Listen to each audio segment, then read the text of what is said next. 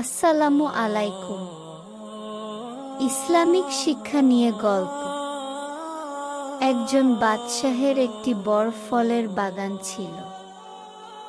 বাগানটি ছিল বিভিন্ন স্তর বিশিষ্ট, অর্থাৎ কোথাও আপেল, কোথাও কমলা ইত্যাদি গাছে ভরপুর।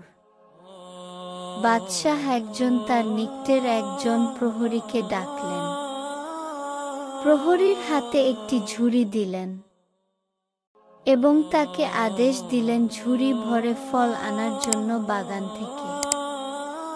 এবং বাদশাহ লোকটিকে একটি সুসংবাদ দিলেন যে তিনি লোকটিকে পুরস্কার দিবেন, কিন্তু শর্ত হলো বাগানের একই অংশে দুইবার হাঁটা যাবে না। তখন প্রহরী ভাবল, এটা তো কোনো কঠিন কাজ নয়, এক দরজা দিয়ে ঢুকবো, অন্য দরজা দিয়ে বের হব, তাহলেই তো হয়ে যাবে। যাই হোক, লোকটি এক দরজা দিয়ে বাগানে ঢুকে পড়ল এবং দেখল বাগানের সব ফল পেকে আছে। সে যেই অংশে প্রবেশ করল সেখানে দেখতে পেল অনেক সুন্দর সুন্দর নানান জাতের ফল পড়ে আছে। কিন্তু প্রহরী ভাবল, অন্যদিকে গিয়ে দেখে আসি, হয়তো আরো ভালো ফল পেতে পারি। এভাবে সে আরো ভালো ভালো ফলের সন্ধান পেল। পরে তিনি সেখান থেকে কিছু ফল সংগ্রহ করে নিলেন এবং তিনি পরে আবার ভাবলেন আরো ভালো ফল সামনে পাবেন এবং সেখান থেকে নিবেন। সেখানে গিয়ে দেখলেন একই অবস্থা, বাগানের এই অংশে কেন ফল নেই। এখন সে ভাবতে লাগলো, আমি যদি বাগানের প্রথম থেকেই ফল সংগ্রহ করে নিতাম তাহলে আমাকে রিক্ত হস্তে ফিরে যেতে হতো না।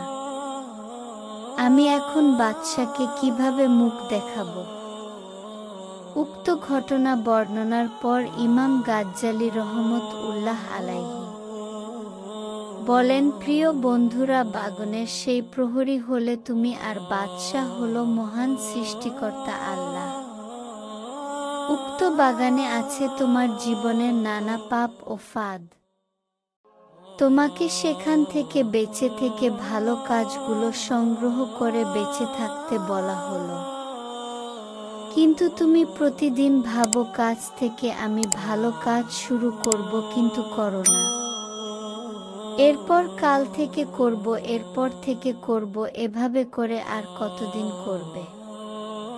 প্রিয় বন্ধুরা, আজকের এই ইসলামিক গল্প থেকে শিক্ষা লাভ করো এবং আজ থেকে সৎ কাজ শুরু করো। কালের অপেক্ষায় কেন আছো?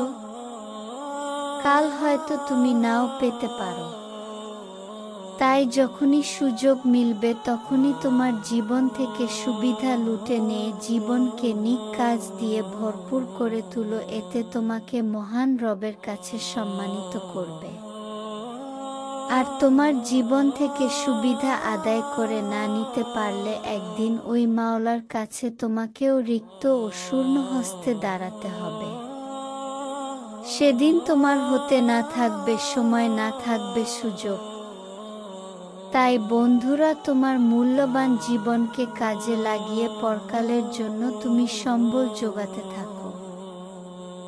আর কোন দেরি নয়, এখন থেকে শুরু করো, কারণ কাল কালই থেকে যায়, কাল কখনো আসে না। পরিশেষ এই ইসলামিক গল্প ও ইসলামিক গল্প থেকে শিক্ষা অর্জন করতে পারলেই আমাদের পরিশ্রম সফল। এটি তোমার বন্ধুদের সাথে শেয়ার করে তাদেরকে ও হিদায়াতের ডাক দেওয়ার অনুরোধ রইল। কারণ একজন মানুষ তোমার কোনো সহযোগিতার মধ্য দিয়ে হিদায়াত গ্রহণ করলেই তুমি সফল।